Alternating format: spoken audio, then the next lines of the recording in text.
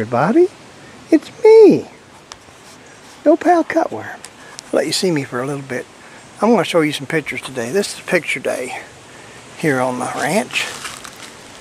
And I was talking to you about Jack Carter racing his engine and had that. Well, this is one of them that had the 427 in it besides this truck. He started with a bigger stick than me. He got his cars looking right and running right. This was a very, very, very hard to drive car. Power steering, of course power brakes, I think, maybe not. But I had that 427 and too much stuff.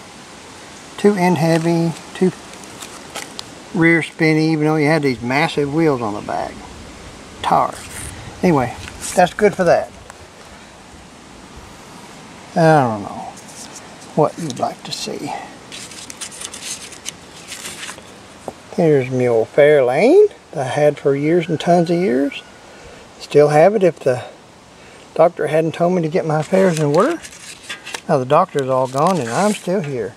Another Fastback Mustang that I've had. I've tried to get a Fastback Mustang since I ever watched the movie Bullitt, and I seen the movie Bullitt 2 weeks after it come out. There's a story behind that too. Anyway, I traded that thing. It's just a body. And it wasn't too bad of a body, floorboard and everything. I traded it for a completely rambunctious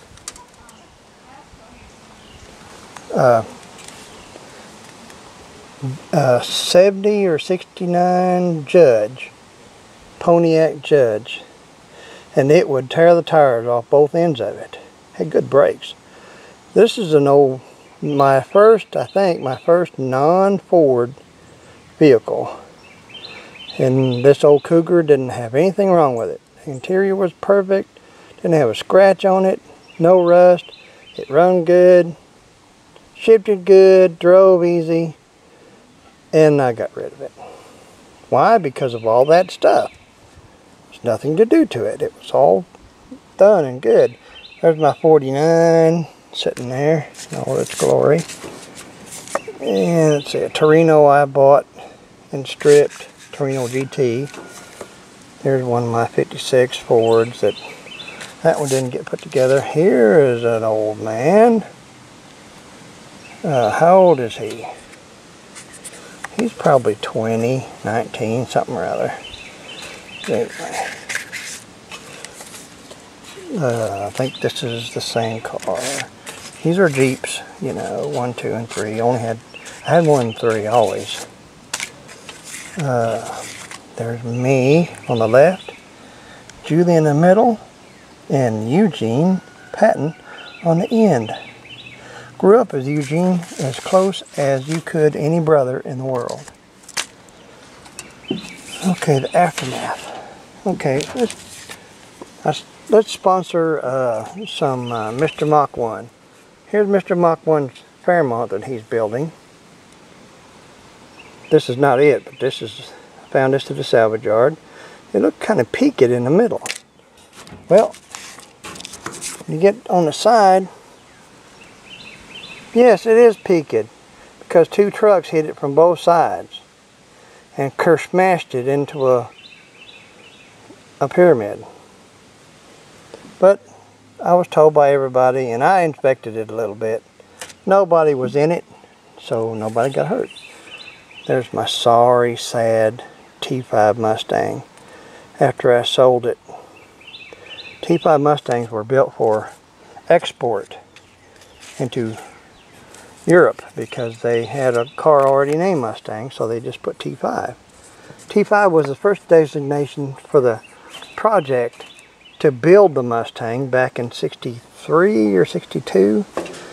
Here is this guy in my T5 that I sold trying to race it on the drag strip.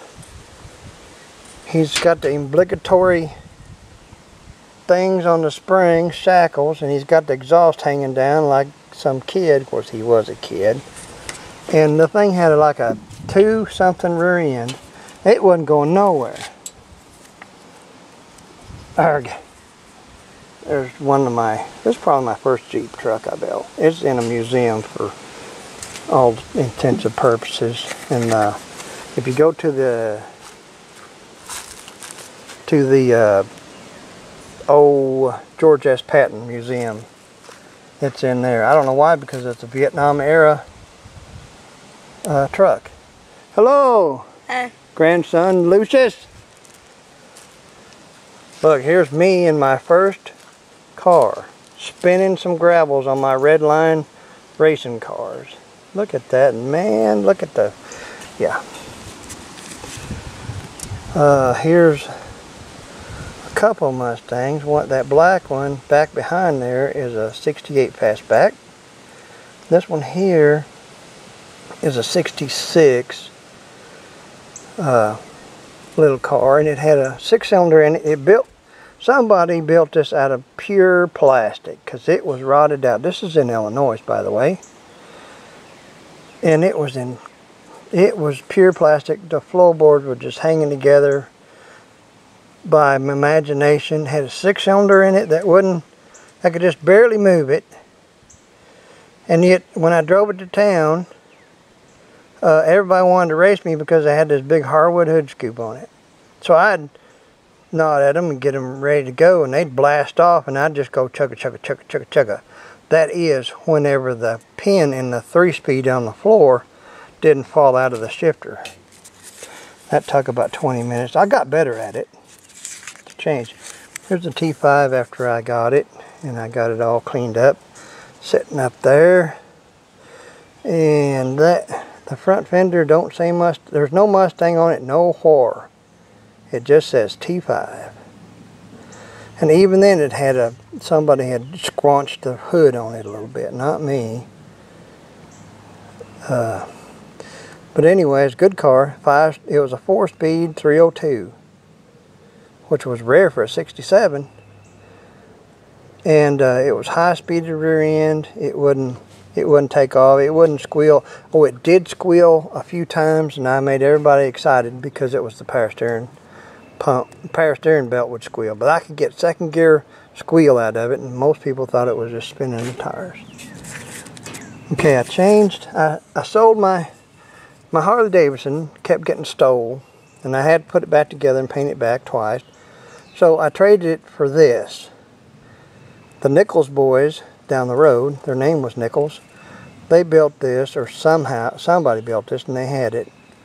This is a high performance blabbly babbly blabbly small block Ford with a cross ram, 4-barrel, dual feed, dual pumper. On each fender well, it had Holley fuel pumps, and it needed them. And guess how much gas mileage it got, boys and girls? It got 4 miles to the gallon. And here I am trying to work 2 jobs and driving this back and forth. So, and it had an odd thing wrong with it over here. Had a motor mount out of it. So when you did gas it, it would shove this. I got this breather on this side. They didn't have any breathers on it, by the way. And even the bolt sticking up had a hole in the hood. And it would hang that hole in the hood, and it didn't have progressive linkage. You can see it over here. It was just jerk back everything. And it would blast, then it would go. It would go full blast on all 8 barrels. And you couldn't reach down and pull the pedal up because it wouldn't work. So there you are at any given minute that you take off. It was going to blast off and run down the road until you find some way to stop it, which is usually turn the key off, stomp on the brakes with all 3 feet, and there's what it is. But since then, that car learned me a lesson. Here's the other side of it. It learned me a lesson to take the wheel covers off and check the lug nuts. Whoop, I'm not getting that in there, am I? Check the lug nuts, because even though you trade for a car, it may not be sporting all the lug nuts. Or they may be put on backwards, or they may not be the right size. So you can just barely see this front fender punched out a little bit, quite a bit actually, because the front wheel absconded from the rest of the car on the way to work. And it absconded on a hill naturally, tore the fender off loose, messed up the leading edge of the thing, and of course it scrubbed had disc brakes on it, it scrubbed a notch and everything down there. And the wheel run off. And it had a hubcap on it, thank the Lord, because the lug nut was in the hubcap when we chased the wheel down the hill. And the police was involved too, but we didn't get in trouble. They just laughed and laughed and laughed and left. But that's my little 68. Probably the first 68 I've ever owned. That may be my third or fourth. But every lug nut's on it. Actually, when I got this, I took it apart, and every lug nut was not right, and there was 2 of them missing. Even on this car, from whence it came. I wonder if there's anything on it.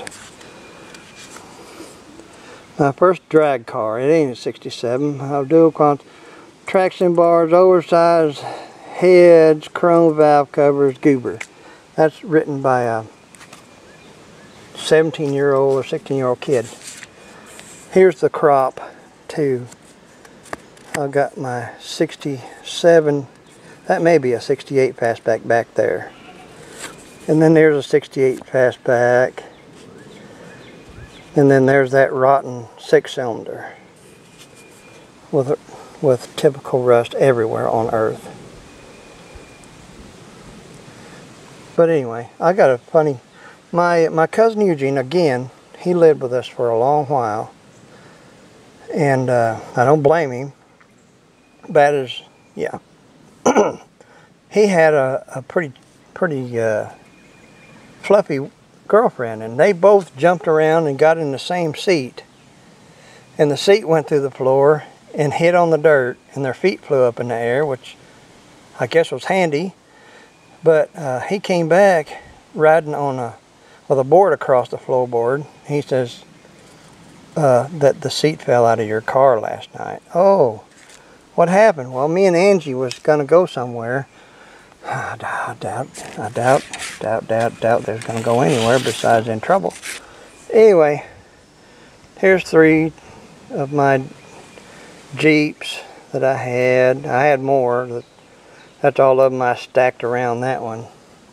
I had stuff in the front yard at different times. People would stop and go, idiot. Here's my 69 428 Cobra Jet. And it was the thing, the guy I bought it off of said it was a cool thing to put a trailer hitch on the back of these hot rods back in the day. And these spring shackles, which I hate spring shackles. So I took them completely off and crammed them back up under where they're supposed to go. It had a set of, these are Kraggers, but they are the dark painted Kraggers, and I've never seen another set like them. Most of I see the chrome ones, but I thought they really outset this white car. So that's that. This is a 84. I'm gonna sneeze here, kids. Excuse me. This is a 84 Mustang GT that I had upside down and around and in trouble and all sorts of stuff. It's a rebuilt car, rebuilt crash, which is why the front fender don't exactly match the back, but I rubbed that out and got it to where to work. I don't know what it is about me and front fenders on Mustangs. Yeah, if you can shed some light, please do. Mustang, here's one. This was the last Mustang I had, the last real Mustang I had between then and now that one. This one somebody built for a drag car. It had a 351 Boss in it. Headers, Moroso, all sorts of cool stuff in it. 4-speed. Had some kind of a weird shifter that you just had to click an inch and it would change all it wanted to. They did all this stuff and left the 8-inch rear end under it, which I promptly snapped the pinion off of it, the pinion yoke off of it when I was finally got it running right. And they had some stuff wrong with the heads when they put them big old heads on it. Anyway, got that all going, and I snapped the thing in two, and then I put a 9-inch under it and sold it. Big deal. Here's one of my GTXs. I've had 2 of them. And this is, I think, a 70 or 71. Got it off one of the guys in town that drove it through a barbed wire fence. Dukes of Hazzard style. And with all my Dodge Chrysler Plymouths that I've owned everything from an early Barracuda to Roadrunners to Chargers and 2 GTXs. I was really disappointed in the way they run. The one that I thought would run the most had the clutch blowed up in it. It was my Roadrunner. It was a 69 Roadrunner, 383 Magnum. And the clutch was still, part of the clutch housing, pressure plate was still stuck up in the heater duct, where it cut a hole in the floorboard and went up through there. And I never fixed it, but I could start it up and it sounded mean, and I believe it was mean for a Roadrunner. I wished I still had it back. This one, yeah, I'd rather have it back. I think I could fix it. Had some kind of a plastic AMF, whatever it was, and they had the floats on that carburetor. I don't know, they had floats out of a Ford 6-cylinder 1-barrel pickup in it, and I could never get the carburetor, I wonder why, to fix. Here's the 55 that I talked about here a while back that you raised up. It had shag carpeting in it, brown, like dog poop. You raised the shag carpeting up, and it had road signs for floorboards, and they weren't even tied down. They were just there. The faster you go, the higher the floorboard would get, but fortunately I didn't drive it that fast. The car drove good. The car started instantly, like all Y-block Fords. I've never seen one that wasn't just eager to start. Wham! It went. 3-speed on a column, 272 engine. I think it had overdrive when you pull out that rod. And when you climb these hills, which there's hills everywhere in Arkansas, the windshield wipers would quit. So that's the way that was. Oh, and all this stainless trim, I'm not going to say chrome because it's not chrome, it's stainless. All that was put on there with body putty through the holes. Now how they got that staged to put on, it lasted long enough for me to buy the car, and then pieces of it kept falling off. And I would have to go get the correct clips, and I'd put that little piece on, then another piece would fall off. But they put it together and put that on there with body putty. Go figure. Okay, here's yet another Torino. I don't know, this must be a 71 because it doesn't have the slats on it, on the quarter panel. But I couldn't find a Torino coupe for nothing, and I've owned probably 30 of these GT body styles, and I don't really like them. But anyway, and beside it is a 64 Comet Caliente 3-speed in the floor, but it's a V8. And that's one of the first cars I ever seen that had a miniature Ford starter on it. It had a little tiny Ford starter on it. I guess they had to have it to stick it in that little Comet. But it was turquoise and white. It had turquoise and white, beautiful interior, stripped up, trimmed out real pretty. And somebody got it away from me. This one here, the Torino, me and my buddy James Fountain were building a low mileage Torino. Of course, it was a fastback because you can't hardly find a coupe. It wasn't a GT. It was just a Torino. Had 35,000 miles on it. Beautiful car, except it was lime away green, which is a slimy color green. And this car had the sports lights on it, had highway headlights. It had a ribbon tachometer in the dash, which is rare as hen's teeth. And I took all that stuff out of this old car, and we put it in the Lime-A-Way. And he put, you know, gobs more. It was detailed out completely. Had a shaker hood scoop and all sorts of stuff.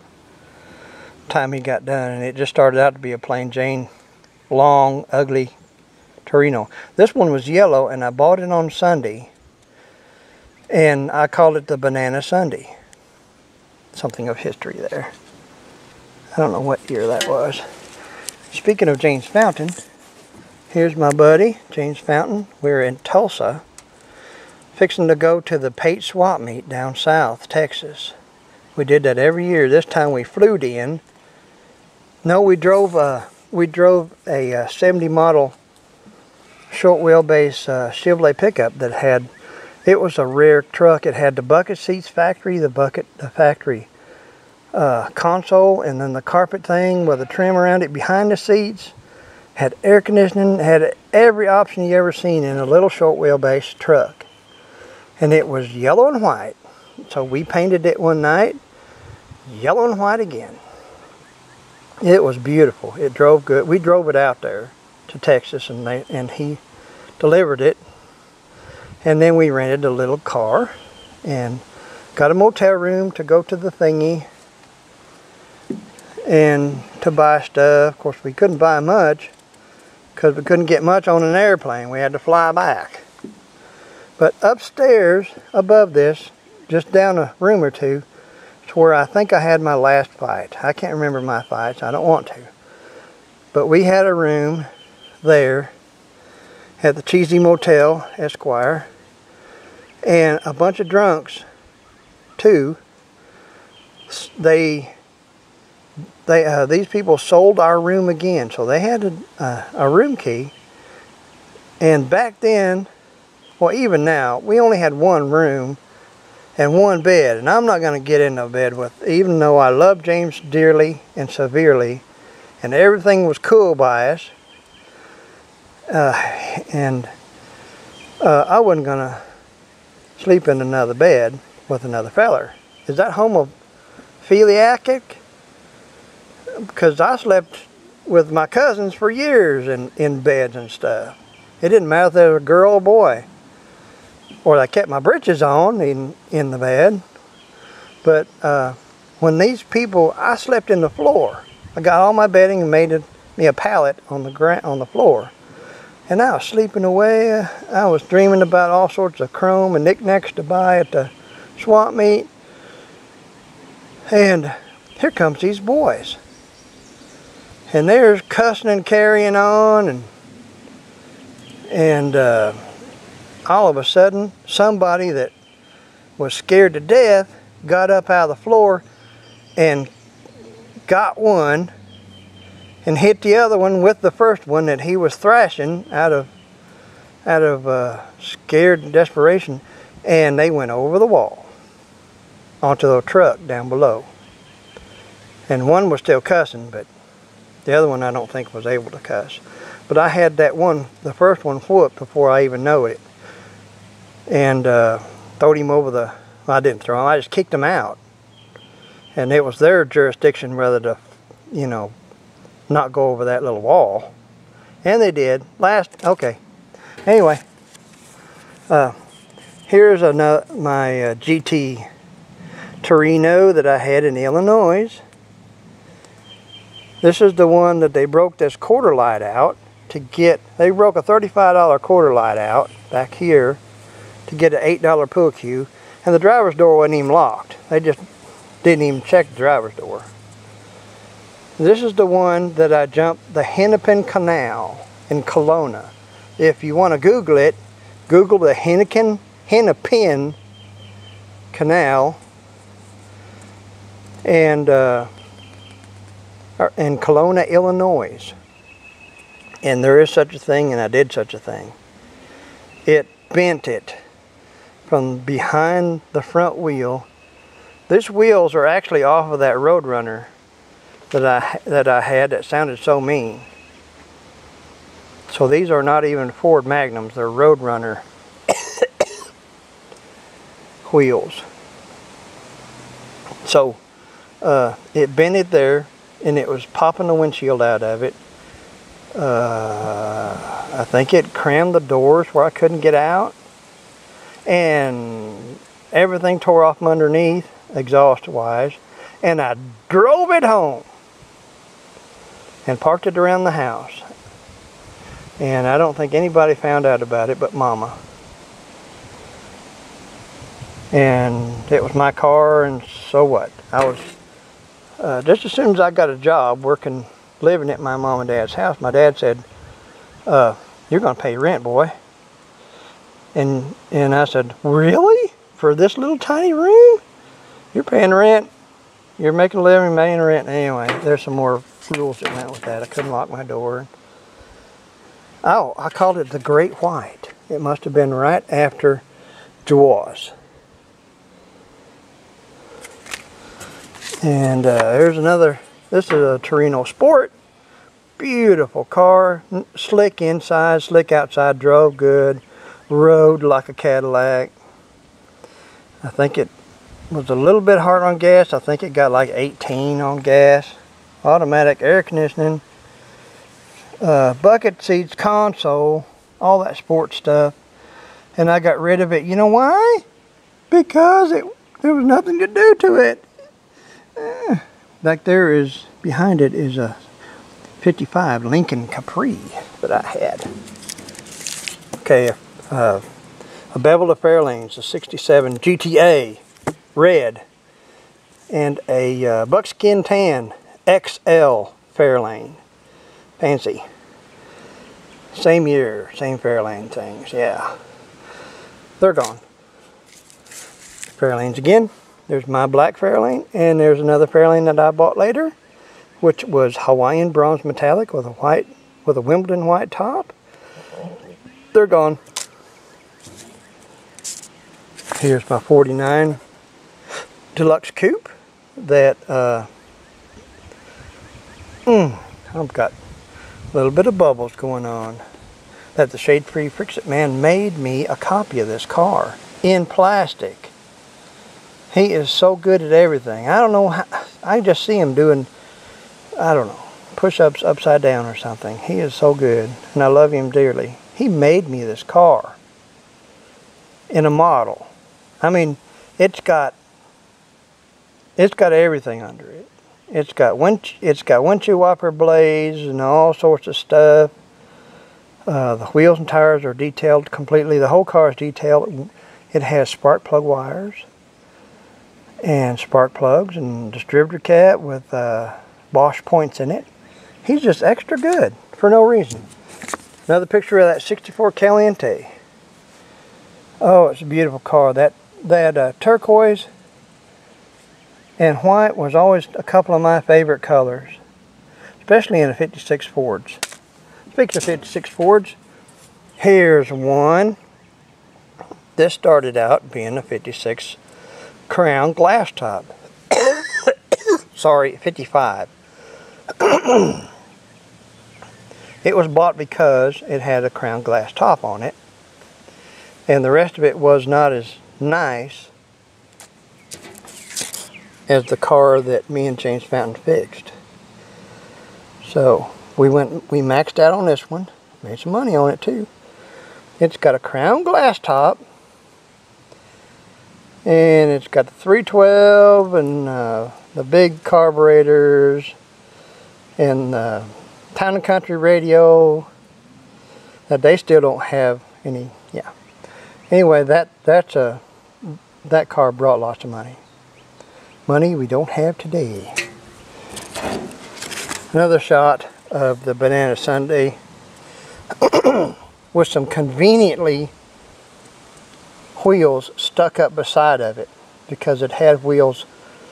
It had the real sport wheels like the Mustang that I've got now on it. So I just rolled them up and stuck them there and took a picture before I took it all apart. So that's the name of that tune. I've got more stories and more pictures, but if y'all want to see them, I'll show them. If you don't, I won't.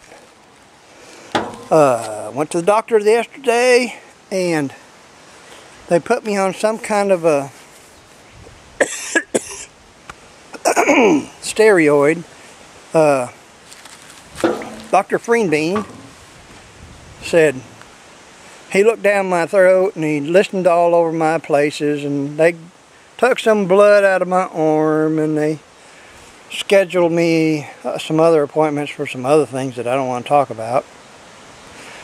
And the diagnosis was, he said, you know, you've got a very ugly virus. He said, in your bronchial tubes. Now it's trying to mess me up. And I said, well, what do I do, Doc? Do I buy makeup or medicine? He said, I'm going to phone you in some medicine. And he did. And when you take them, they're a steroid,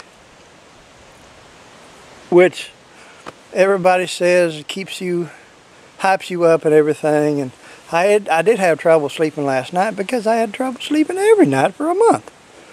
Coughing. It's hard to sleep when you're coughing. And so I got a bunch of them things to take. 3 at a time. That's how ugly it is. I don't know if it's the ugly coming off of me, probably, or off of the virus. So I get that done. And in between, when I get used to that, I got some stuff to put the Mustang together. I got to order me an intake gasket set for a small block Ford because nobody stocks something that easy. If I got to digging through my cabinets, I bet I've got an engine gasket set for one, but I don't want to.